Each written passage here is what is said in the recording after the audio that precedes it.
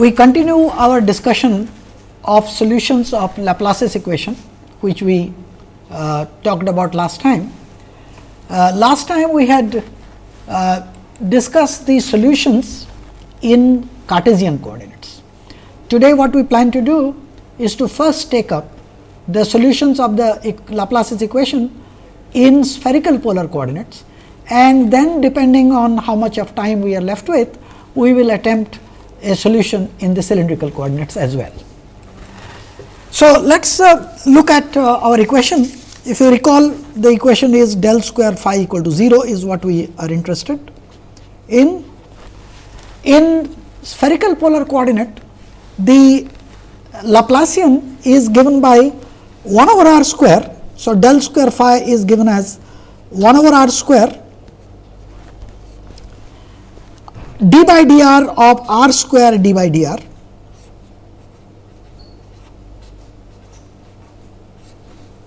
of phi, of course, plus 1 over r square sin theta d by d theta of sin theta d by d theta, plus 1 over r square sin square theta d square over d phi square of phi. I repeat again that I am using azimuthal angle represented by small phi, and the potential I am writing as capital Phi. It should not cause any confusion. Now, it turns out that one can use almost the same trick as we used for the rectangular coordinates, that is, use the technique of separation of the variables. The technique of separation of the variable is that write the function phi, which depends upon r, theta and phi, as product of a function of distance r only and a product of with a function of angle theta and a function, a third function which depends upon the azimuth phi. Now, if you substitute these into these equations and then divide the resulting equation by the product r, p and f, this is fairly straightforward, then what you get is sin square theta divided by r d by dr of r square d by dr of phi plus sin theta by p d by d theta of sin theta dp by d theta, and well actually plus 1 over f d square f over d phi square, but since that is equal to 0, I will write this as equal to minus 1 over f d square f over d phi square. Now, this is my Laplace's equation now. It is fairly straightforward to work out. I am not going to spend time in doing this. Now, notice as before, my left hand side is dependent only on the angle theta and the distance r, whereas the right hand side of this equation depends upon the azimuthal angle phi only. Now, since r, theta, phi are arbitrary, there is no way these two can be equal at all times unless each one of them happens to be a constant. Now, what we will do is we will define that this constant to be given by m square.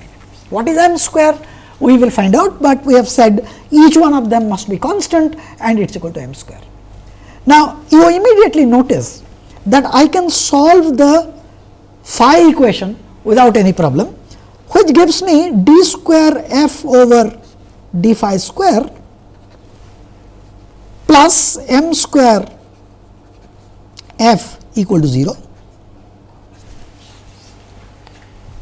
Now, this is of course a very well known equation to us, the type that you find in solutions of simple harmonic motion, and the solutions of that is f, which is a function of phi only, goes as e to the power plus or minus I m phi.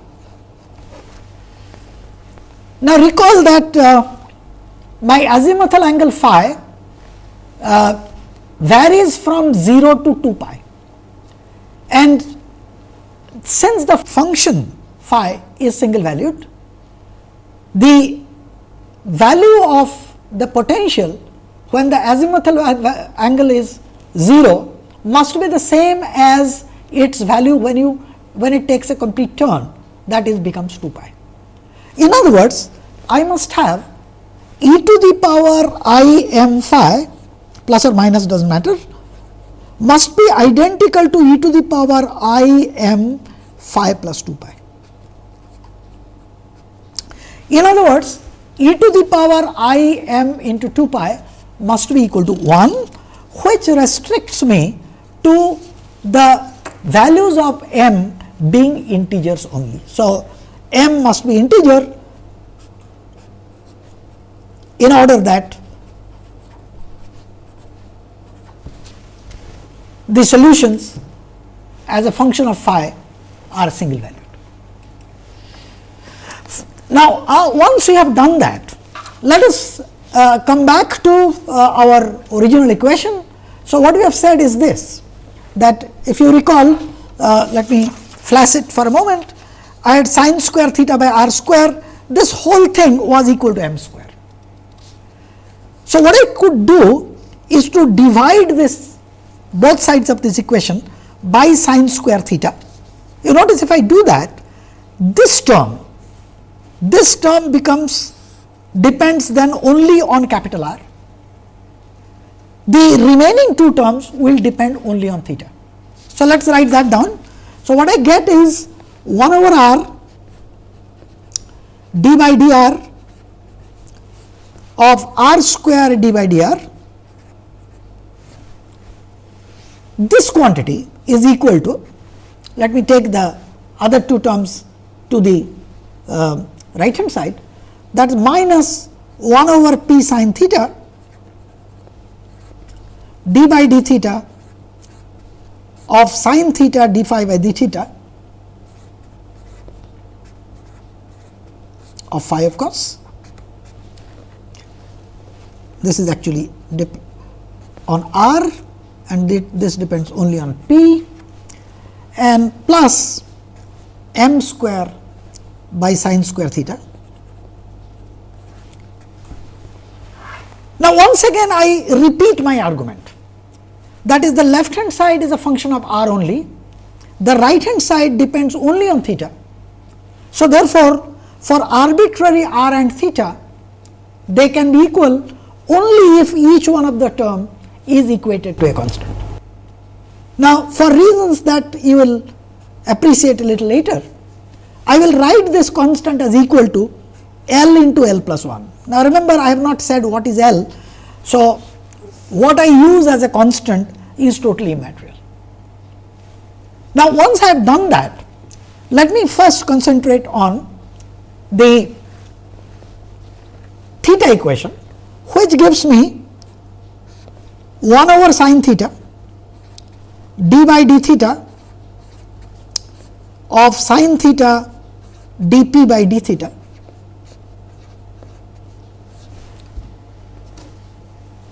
this plus, I have taken this term to the other side, L into L plus 1 minus m square over sin square theta acting on p is equal to 0. So, this is purely a theta dependent equation. Now, it turns out that this equation can be simplified by making a variable transformation, that is, take cos theta is equal to mu. Let me define cos theta is equal to mu, then you know that minus sin theta d theta becomes equal to d mu. It is a fairly straightforward exercise to show that this gives me d by d mu of 1 minus mu square, which is nothing but this sin theta, dp by d mu plus L into L plus 1 the way it was, minus m square, I had sin square theta which is 1 minus cos square theta. So, it is 1 minus mu square acting on p is equal to 0. Now, this looks like a difficult equation, but however, it turns out that this equation is a very well known equation in mathematics, and most of you would probably come across this equation in your course on mathematics. And the solution, now this depends upon two things, you notice. I have already said m is an integer. I have not quite said what is L, but this equation depends upon two parameters, namely L and m, and the solutions are known to be polynomials in theta, and these polynomials are known as associated Legendre polynomial P L M theta. So, P is, this is known as associated Legendre polynomial.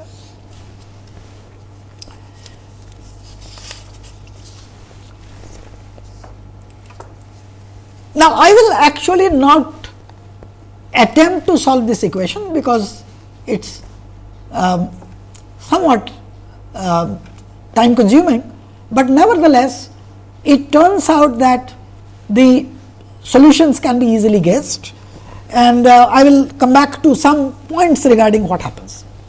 But before I talk about what the solutions are, in other words, what are associated Legendre polynomial, let me tell you that it is known that this equation, the solutions of these equations will diverge as mu goes to plus or minus 1, unless L happens to be an integer.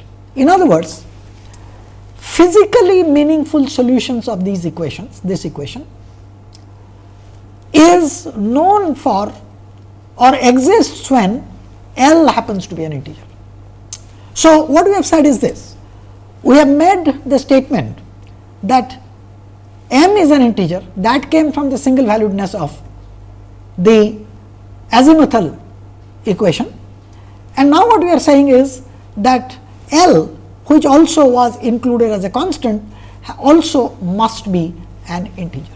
We will later on see that there is a relationship that must exist between the values of m and L. A specially simple class of solutions of this equation exists when m is equal to 0. Now, remember what was m? M is the integer parameter associated with the azimuthal equation solutions. And what was the azimuthal equation solution?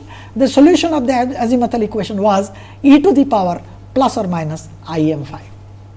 In other words, that part of the solution was dependent on the azimuthal angle phi. There are some special cases where the problem has azimuthal symmetry built into it. What is meant by azimuthal symmetry? Azimuthal symmetry simply means that the problem looks the same if you go around a cylinder. As the phi changes, the nature of the solutions do not change. Now, if that is true, it means that the only solution that we should consider in case of spherically symmetric situation, that is actually the solutions are azimuthally symmetric, I should say, azimuthally symmetric solution is when the solutions is m independent. So, azimuthal symmetry implies that m is equal to 0, the solution does not depend upon phi. Now, if you look back onto this equation again, all that you need to do is to then put m is equal to 0 in this equation. So, this will give me d by d mu of 1 minus mu square dp by d mu plus L into L plus 1 p is equal to 0. This equation, which is the equation, special case of the equation which we talked about a little while back, its solutions are also associate Legendre polynomial, but with m is equal to 0. These are just given the name Legendre polynomials. The solutions, the word associated is removed, they are called Legendre polynomials. Now, it turns out that the Legendre polynomials, the value of L, if you recall, must be an integer. The solutions are power series in cosine theta. First few of them I can actually show it to you. For example, if I take L is equal to 0, which means this term does not exist. So, d by d mu of 1 minus mu square dp by d mu.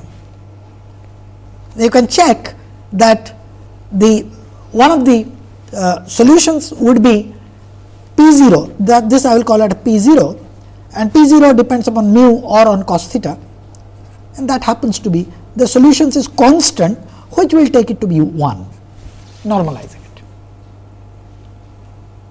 Now, let us take L is equal to 1 for example.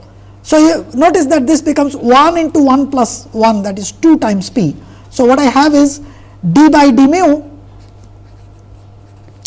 of 1 minus mu square dp by d mu plus 2p is equal to 0.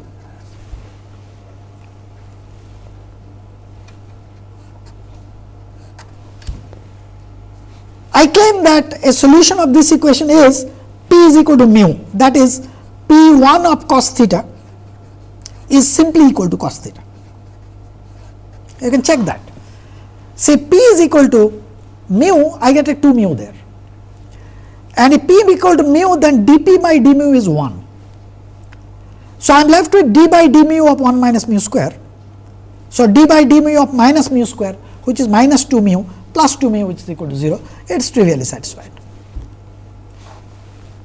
P2 of cos theta, all these you can actually inspect, happens to be equal to 1 by 2 3 cos square theta minus 1.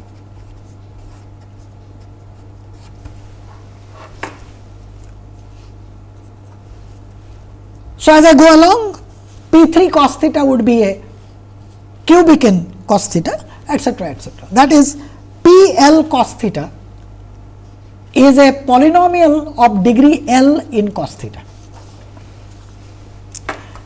And this, I repeat again, is valid where I have azimuthal symmetry. That is, there is no phi dependence of the problem.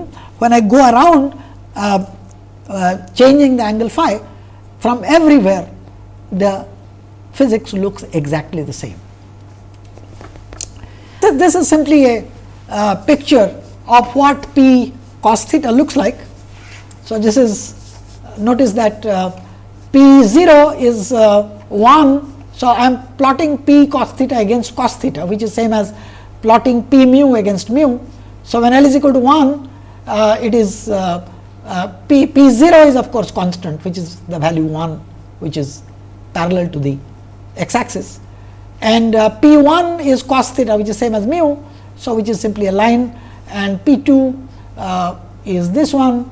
You notice that the function has as many nodes as are the orders of the equation.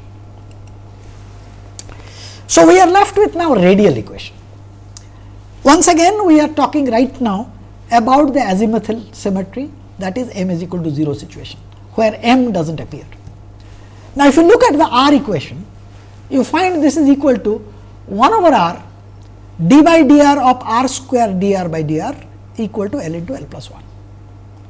Just expand this, what you get is r square d square r by dr square plus 2r dr by dr plus L into L plus 1 into capital R equal to L into L plus 1 into capital R. An inspection immediately tells you that this solution must be a power series in small r. That is, capital R must go as r to the power n. Now, let us look at rewrite the equation here. So, I get r square d square r by dr square plus 2r dr by dr equal to L into L plus 1 r. So, if you put n r to the power n, you notice this is a double differentiation. So, I get n into n minus 1. If r goes as r to the power n, I get n into n minus 1 r to the power n minus 2, that multiplied with this r square gives me n into n minus 1 r to the power n plus 2 times dr by dr is n times r to the power n minus 1, there is an r there. So, I get 2 n r to the power n minus L into L plus 1 into r to the power n is equal to 0. Now, since this is homogeneous in r to the power n, it means the coefficient n into n minus 1 plus 2n minus L into L plus 1 is equal to 0. Now, I can actually complete a square here. You notice this is n square minus n, there is a plus 2n. So, it is n square plus n. So, I will write it as n plus a half whole square, which gives me n square plus n plus 1/4, and this quantity must be equal to L plus half whole square, because that 1/4 is now taken care of, and I have got L square which is here and 2 times L into L plus 2 times L which is comes from there.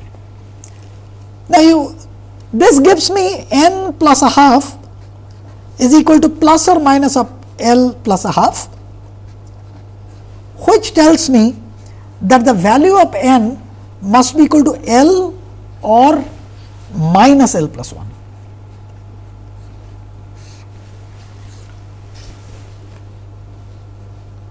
So, there are 2 possible values of n. One is n is equal to L, the other value is n is equal to minus L plus 1, which tells me that r of r depends upon the radial distance as r to the power L and as 1 over r to the power L plus 1. So, this is the solution that I have got. Now, if I now put all of them together, for the case of azimuthal symmetry, I get phi r theta is sum over L is equal to 0 to infinity. Remember, L is an integer, and I have got L r to the power L plus B L by r to the power L plus 1 into P L of cos theta, where P L, as we have stated, are Legendre polynomials. So, this tells me what is the general form of a potential function phi of r theta for the case of azimuthal symmetry. So, it is L equal to 0 to infinity, A L r to the power L plus B L divided by r to the power L plus 1 into P L cos theta. Repeat again that P L cos theta is a polynomial of degree L in cos theta. Now, I will illustrate the solution by taking some specific examples. So, the first example that I take is to consider a sphere of radius r, and I am given the potential on the surface of this sphere. I have said that the potential on the surface of the sphere of radius r, capital R, is phi 0 cos square theta.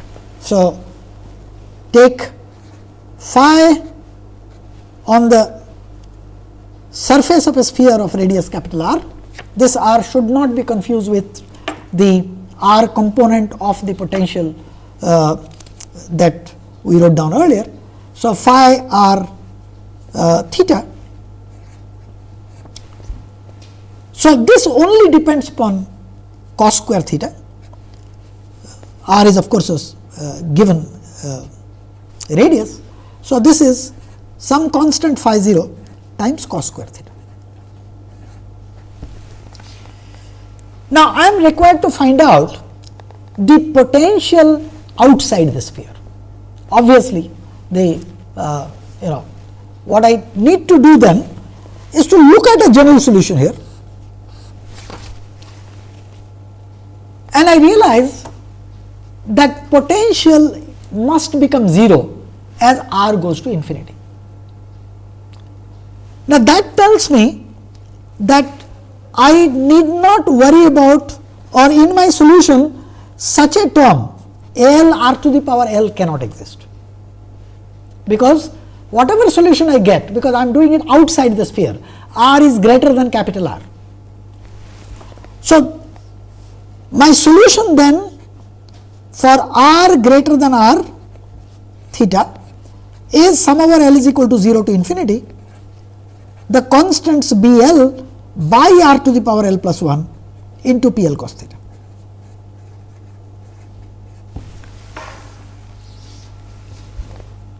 Now, our job is now to determine what are these constants B L. Now, this is done by realizing that on the surface of the sphere, this must boil down to phi 0 cos square theta. But this requires that I must express phi of r theta in terms of the Legendre polynomial. So, I have got phi 0 cos square theta. Now, recall that cos square theta immediately tells me that what I have is probably a P2, because its cos square theta has a degree 2. I could have of course things which are lower than that, but nothing higher than it, because anything higher degree, for example degree 3, will have cos cube theta. Now, if you look at the solutions that I showed little while back, I told you that P2 of cos theta is half of 3 cos square theta minus 1. So, let me write this down. So, I have got a cos square theta, let me write it as 3 cos square theta by 3, then minus 1 plus 1. Now, this is half of this is P2 cos theta. So, therefore, this is nothing but 2 times P2 cos theta, and 1 is by definition P0 cos theta. So, this can be written as phi 0 by 3 2 P2, I am ignoring the functional dependence, plus P0.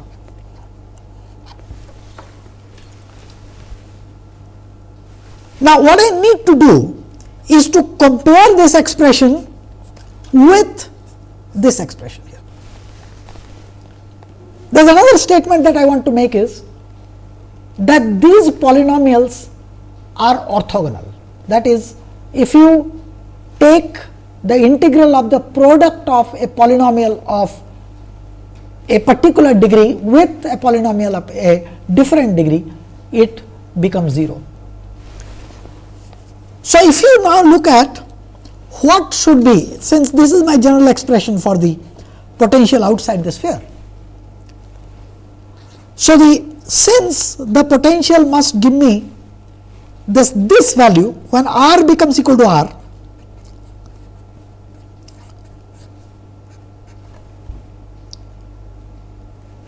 so what I require is P2 and P0, which tells me that only B2 and B0 are going to be there, because if it is B0, then it is r to the power 0 plus 1 will be there. So, from here I can make out that my b 0 should be equal to phi 0 by 3 and b 2 must be equal to 2 phi 0 divided by 3, and I must have an r cube there, because when L is equal to 2, I get a r to the power 3 and I am putting r, small r is equal to capital R. So, therefore, this has to be equated to this and I get 2 phi 0 by 3 r cube. These are the only non-vanishing coefficients in that equation. So, therefore, my potential at an arbitrary r greater than r as a function of theta will only have phi 0 by 3. So, I get here I think b 0 should have had a r there. So, r divided by r plus 2 times r by r cube times p 2 cos theta.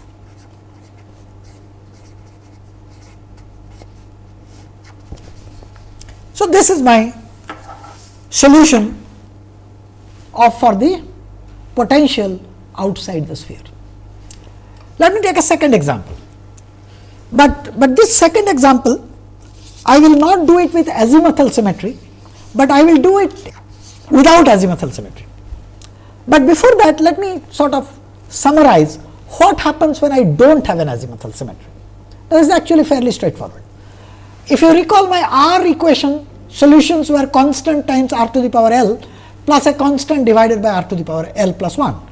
Now, if there is no azimuthal symmetry, these constants in principle can depend upon L and M, and so I write it as sum over L M a L M r to the power L plus b L M divided by r to the power L plus 1 times p L M cos theta.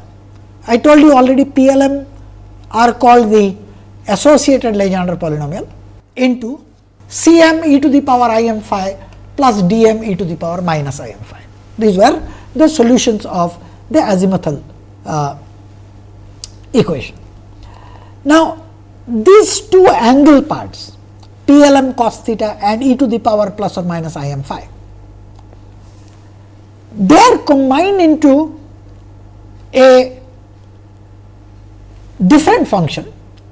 They are called spherical harmonics y L M theta phi. Now, I have written here some solutions for y L M theta phi.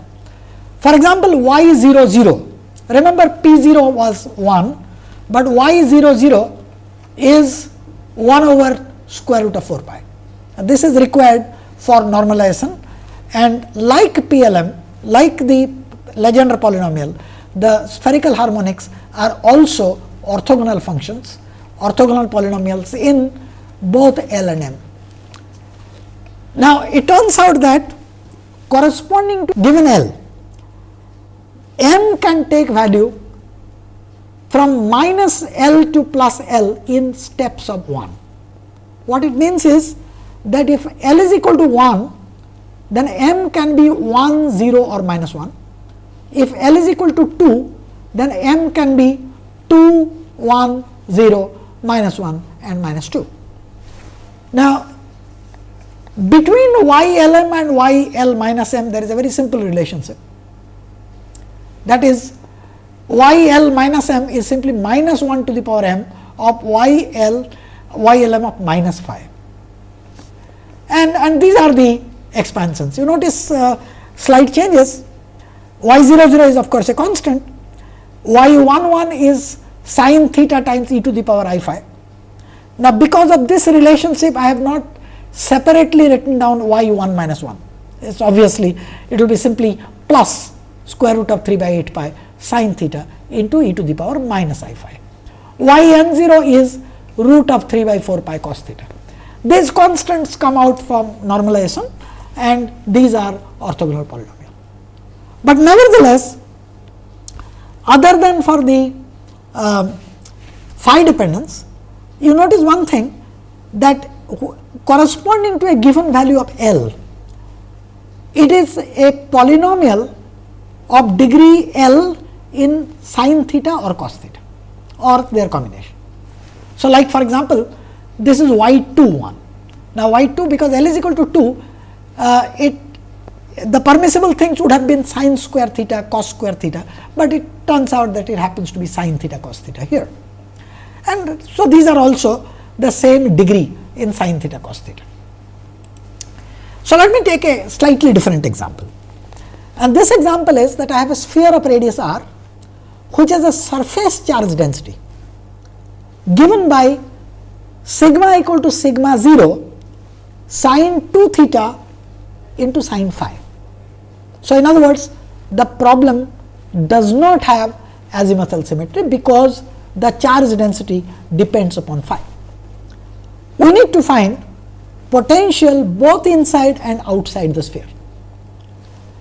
Now, remember that if I have a charged surface, it implies that the normal component of the electric field must be discontinuous across the surface.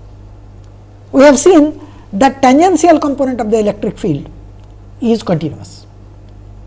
Now, normal component of the electric field, since we are talking about sphere, the normal direction is just the radial direction. So, this requires that d phi by dr, where r is slightly less than r, I write it as r is equal to r minus d phi by dr, where r is slightly greater than r, we write it as r plus. This we had seen is given by sigma by epsilon 0.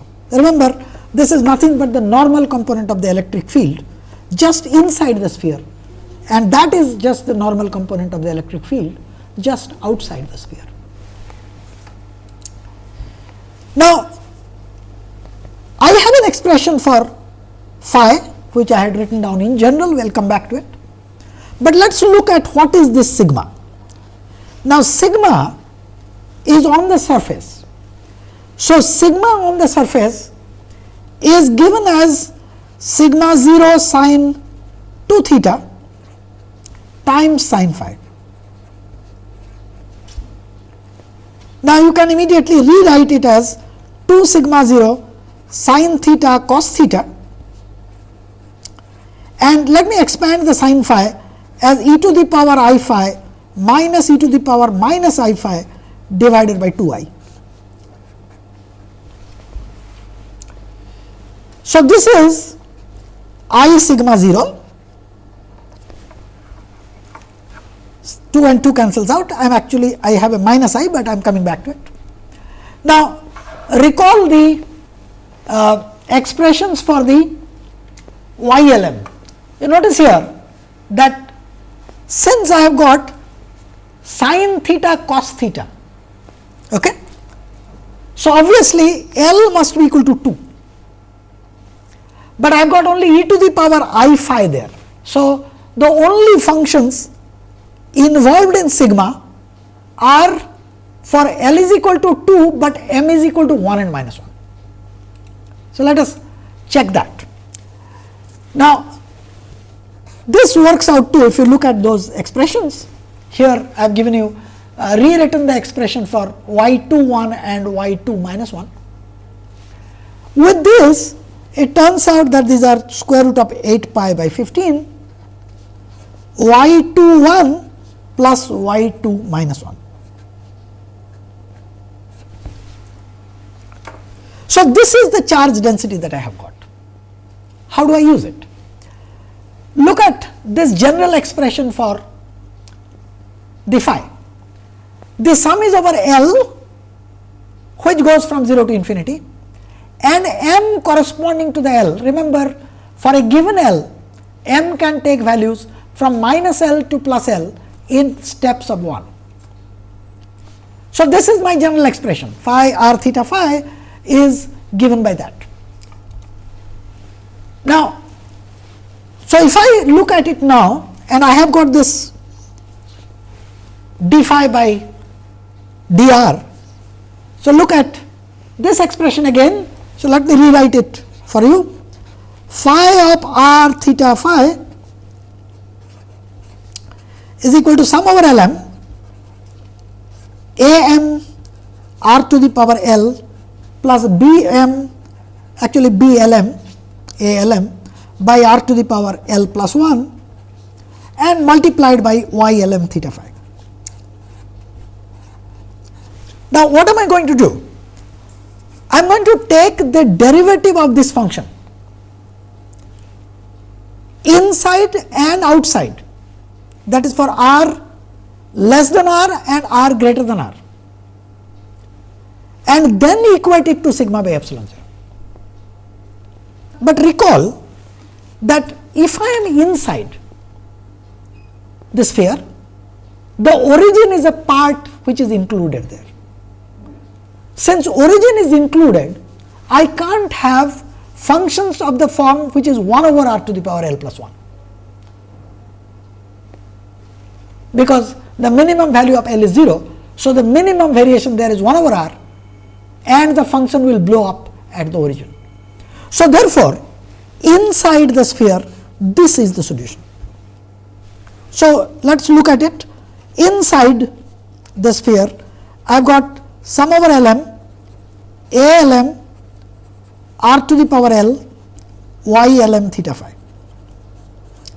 But outside the sphere, since infinity is included, I must only have the other one, that namely Blm by r to the power L plus 1 and of course Ylm theta phi. I differentiate this one d by dr. So, I get L times r to the power L minus 1. Ylm depends only on theta phi, so it does not bother me. Differentiate this one, I get minus L plus 1 divided by r to the power L plus 2. And again I have to put small r is equal to capital R, and this difference I will take.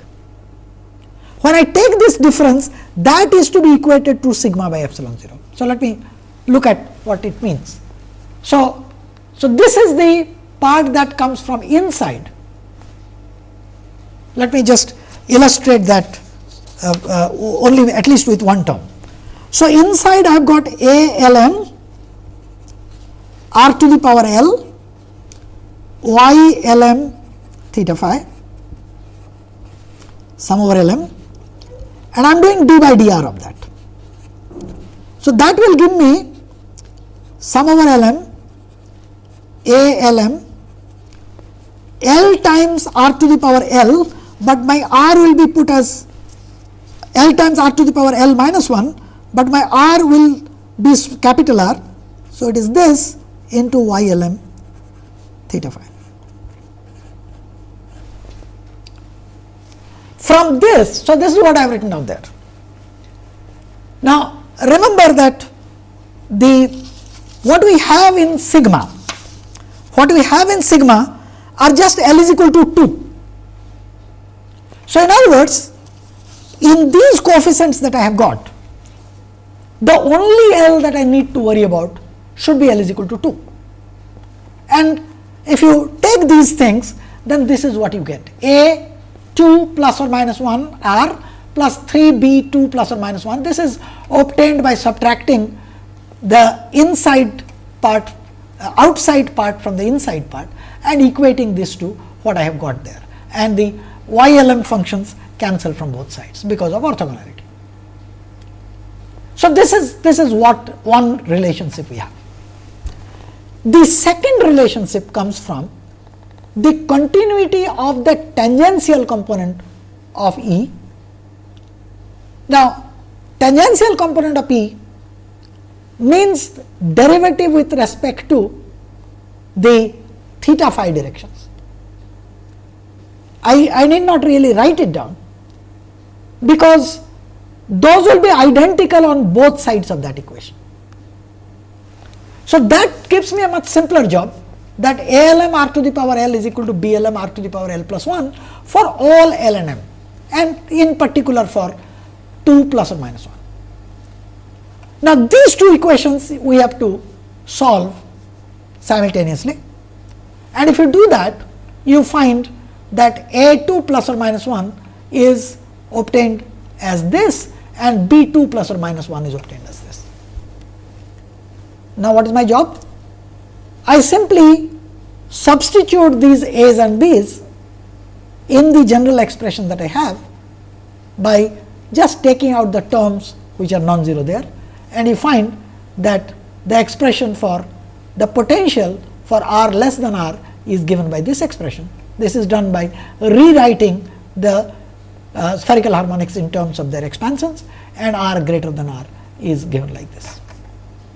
So, r greater than r goes as 1 over r cube, and r less than r goes as r square. So, this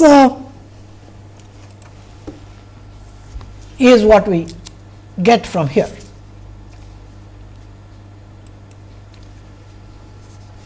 Now, let me come to what can be considered as a classic problem in electrostatics, and that is what happens if I put a conducting sphere in a uniform field. The field will be taken to be along z direction. So, what happens is this: far from the sphere, what the sphere is doing, we will see it later, but there is an uniform field in the z direction E 0, and I put a conducting sphere in that field. So, this is what I have written, that far from the sphere, that is E r theta as r goes to infinity, is E 0 times unit vector k. Unit vector k is along the z direction. Now, what it tells me is this: I use spherical coordinates again, so that the potential at large distances is the one which gives rise to this electric field. Remember, minus the gradient of the potential is the electric field, and it is a uniform field in the z direction. If it is a uniform field in the z direction, the potential must depend only on z. It should be linear in z. So, minus E 0 z is what I am writing as minus E 0 r cos theta. This plus, of course, a constant. Now, I know that my conductor is an equipotential. Since the conductor is an equipotential, when the field lines come on the conductor, they will strike the conductor normally. So, this is the picture that you have. Far from, this is not really far, but on the other hand, I have drawn it like this. Far from the sphere, the lines are, the electric field lines are parallel to the z direction. Now, as the fields approach a sphere, they enter the sphere like this and they diverge from the other side. In other words, there would be a charge separation. The positive charges will go towards this side, positive z, and the other side will become negatively charged. So, this is the way the field lines will, and the field lines will strike the sphere in a normal fashion. So, we have seen that there would be charge separation. Now, on the surface of the sphere, I know that the potential is constant. Okay? Now, since there are no sources in the problem, I have also azimuthal symmetry, because there is no phi dependence. So, potential satisfies Laplace's equation, and my phi r theta is given by the familiar expression, that is a r to the power l b by r to the power l plus 1 p l cos theta. Now, I need to look at the solution. I will continue it in the next lecture, but let me make a few comments. Now, notice that in this expression, I cannot have the term which is L is equal to 0 in this expression, because L is equal to 0 means it is 1 over r, and I know that del square of 1 over r is a delta function. This we have talked about several times. In other words, there should have been a singularity in my charge distribution at the origin. which I do not have. I have just a neutral conducting sphere. So, therefore, my L is not equal to 0 and my B0 term becomes equal to 0. Now, what I will do is this, I will take it from here in the next lecture and complete the solution of this problem as I go along.